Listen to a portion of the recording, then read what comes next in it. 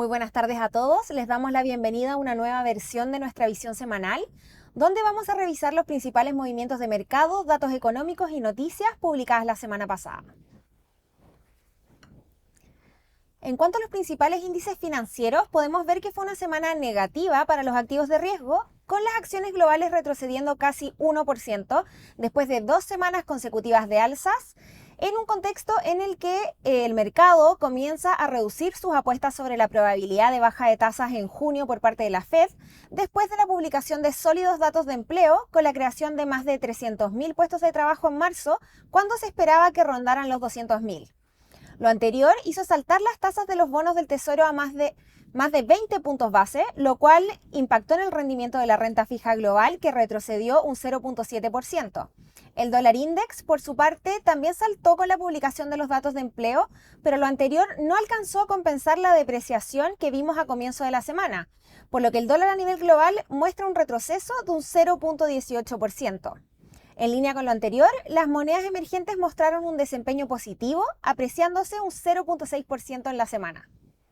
En el plano local vimos desempeños mixtos, con el IPSA retrocediendo un 2% en la semana después de 3 semanas consecutivas de alza, y con esto acumula un avance de un 5% en lo que llevamos del año.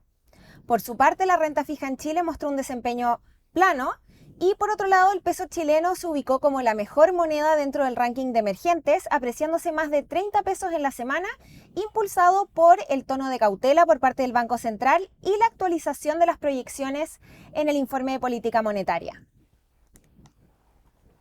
Por el lado de las acciones a nivel global, podemos ver retornos negativos de forma transversal en mercados desarrollados, donde el índice general retrocede un 1%, principalmente explicado por una caída en Japón y también en Europa.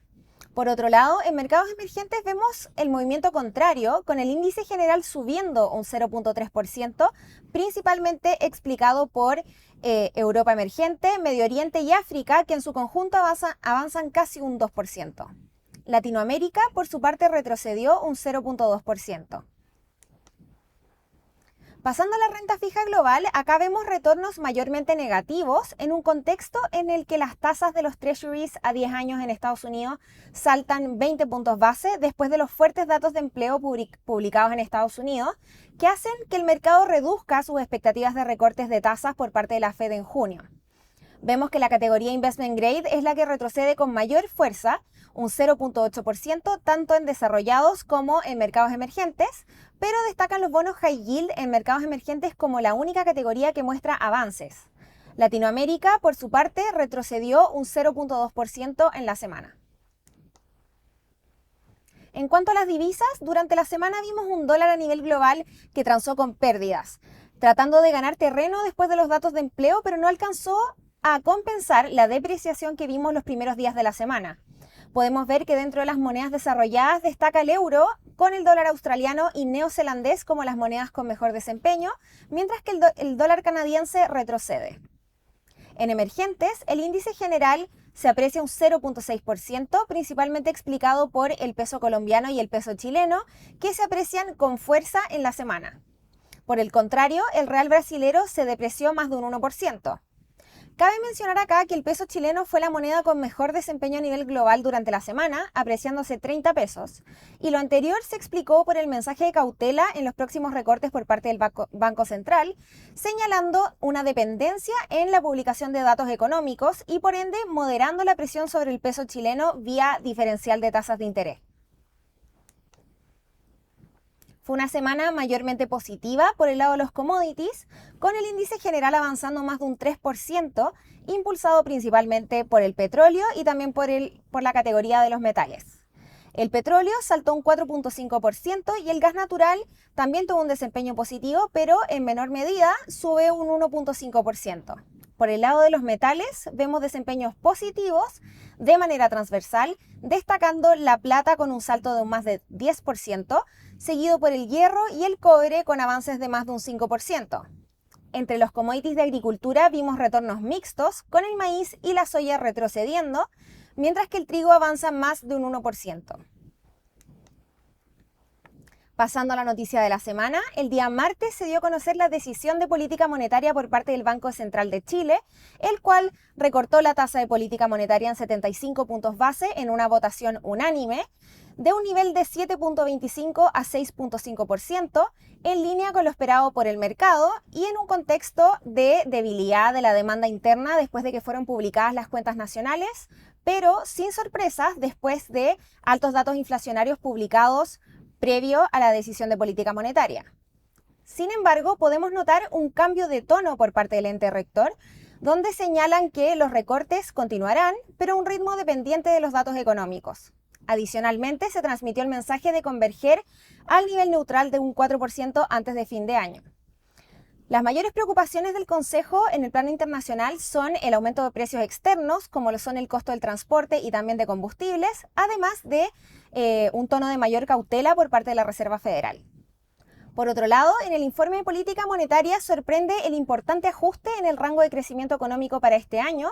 donde ahora se proyecta un crecimiento del PIB entre un 2 y un 3%, cuando en el IPOM anterior se esperaba que fuera entre un 1.25 y un 2.25%. Por otro lado, también se eleva el dato de inflación esperado para este año de 2.9 a 3.8%, principalmente por factores de oferta e incremento en costos.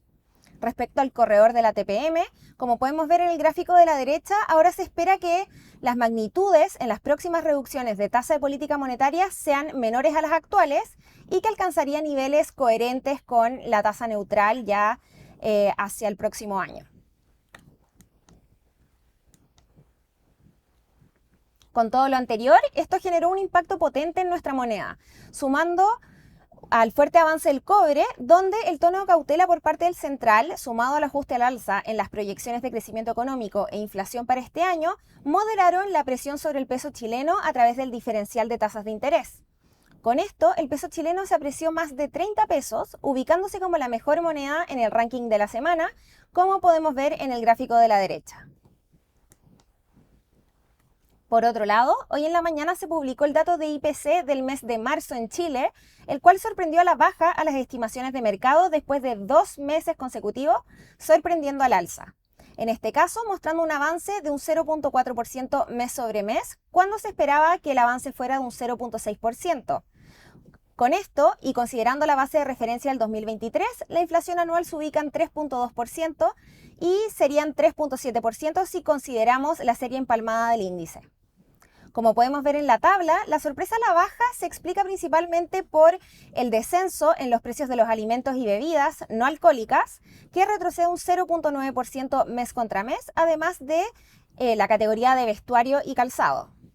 Por otro lado, las divisiones que más contribuyeron al avance mensual fueron educación, vivienda y también servicios básicos. Por último, pasando a los datos económicos a ser publicados esta semana, mañana esperamos el índice de precios al productor del mes de marzo en Japón y el día miércoles tenemos dato de inflación de Brasil y en Estados Unidos, donde este último será el dato más relevante de la semana y se espera que muestre una leve desaceleración con respecto al dato del mes previo y muestre un avance de un 0.3% mes sobre mes. Adicionalmente, se publicarán las minutas de la última reunión de la Fed y por el lado de China tendremos datos de precios, tanto por el lado del consumidor como al productor, donde el mercado estará atento a signos de una recuperación. El día jueves tenemos decisión de política monetaria por parte del Banco Central Europeo, donde se espera que mantenga inalterada la tasa de política en 4.5%, sumado también a la publicación de precios al productor en Estados Unidos y de balanza comercial en China. Finalmente, el día viernes se publicarán los datos de producción industrial en Japón y también en el Reino Unido, además del sentimiento del consumidor por parte de la Universidad de Michigan en Estados Unidos.